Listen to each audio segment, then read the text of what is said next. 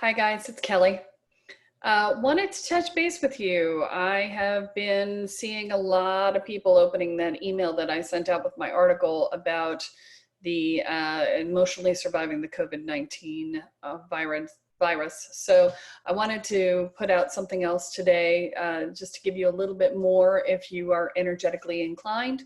And what I wanted to say to you is this. I have noticed that people are unconsciously tapping into the collective consciousness, and the collective consciousness is really screwed up right now. It's the stuff that's happening out there is freaking people out. There's a lot of fear, there's a lot of anxiety, there's a lot of worry and dread and oh my God, and hopelessness and so people are having bad dreams, people are having, really challenging emotional times.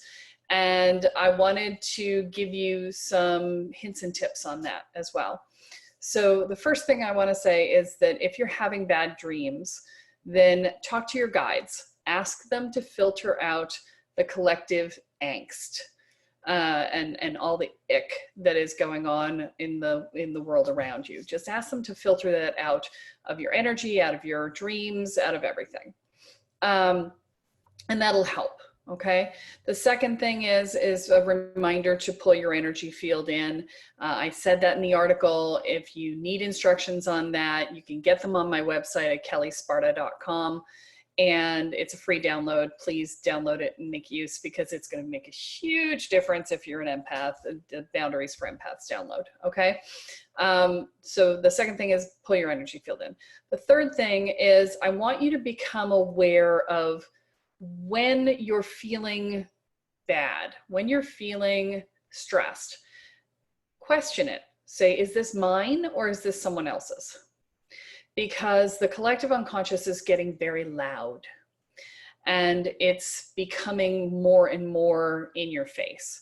I got hit with it yesterday, and I don't normally get hit with this stuff because I'm pretty solid at this point, but I got hit with it really bad yesterday. And the moment I engaged it, I got disoriented and, my foundation started slipping. And what I realized was that I was going into what I refer to as the energetic fetal position. And what that is when you shut down your root and your crown chakras.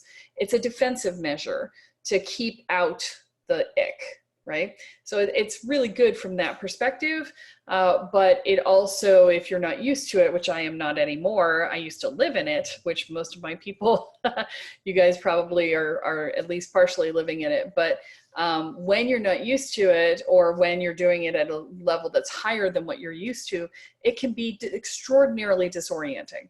And so what you have to pay attention to is the fact that when you're starting to feel a little wobbly, right? You're feeling like your foundation isn't really solid. You're feeling kind of wobbly. You're feeling a little out of sorts.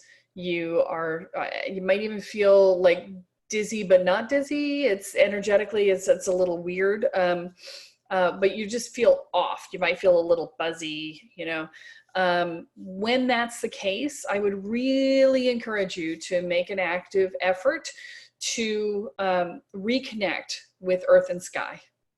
And the best way to do that is by doing the tree meditation. And I'll put the tree meditation in the notes on this video, just so that you have them, so you have it. The tree meditation is basically, you root down into the ground and you put your branches up into the sky and you cycle energy from both sides. That's a simple, short answer to it, but I'll give you a meditation that'll help you with that. And then there's just the fact of, we want to be really conscious about what we're saying to ourselves and to the world by proxy, because what we say to us, we say to everyone. We want to be really careful what we say about this whole process, this whole thing, because as much as it's very disruptive and it can be very scary if you engage it from that angle, it's also going to be massively transformational. Now, there's lots of other people out there who are going to tell you all the ways in which it's going to change the world. I am not going to be one of those people because I am an agent of change. And when I look ahead in things, it tends to change them. So I'm not going to be that person. But what I will say is that it is very clear to me that change is coming, and that this is actually going to be a massive increase in consciousness. Because when we go through traumatizing times, and many people will be traumatized by this, we are only at the beginning of this. The quarantine is going to get to people. That's just the nature of the beast. People are going to feel hemmed in, they're going to feel stuck, they're going to be, you know, there's going to be a lot of stuff. And I'm personally very grateful that things exploded in my life 4 months ago and caused me to buy a house. So because now I can walk into the backyard and not have to feel trapped like I would have in the apartment. But there are a lot of things that are going to be challenging for people. And so staying with your gratitude, staying with your focus, staying with your awareness that, yeah, I'm stuck in my house, but I'm okay, right? I'm okay. There's nothing wrong in front of me. I'm not starving. I'm not, you know, I have a roof over my head. I'm okay. And to just keep reminding yourself that that's true. This is it's a trial by fire, right? We're going through this process of cleansing away all that which does not serve. And that process can be intimidating and challenging and scary. And the thing that you have to remember is you have to be willing to let go of who you are in favor of becoming who you will become. And that's the quintessential definition of a shamanic death. And that's also the quintessential definition of transformation.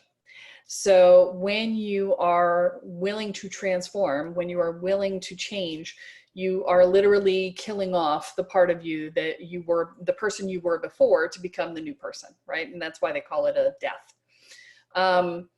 But as empaths, as emotionally conscious humans, we are going to be more susceptible, but also more aware of what other people are feeling. And so in this time, especially as we're starting to socially isolate and maybe feel isolated and lonely, I think it's more important than ever that we reach out, we pick up the phone, we call people, we communicate, we have conversations, we connect emotionally with others, because this is going to help not only you, but it's going to help the person that you call too, because you're going to be aware of what's going on with them. You're going to be able to let them have an outlet for that. And you're going to be able to be their sounding board and their rock at the same time as they give you a sense of purpose and a way to feel like you have some way to have an impact on what's going on around you. This is one of the biggest challenges when we deal with something like this, is that we feel like we are powerless. We feel like we are helpless. And, you know, we're not.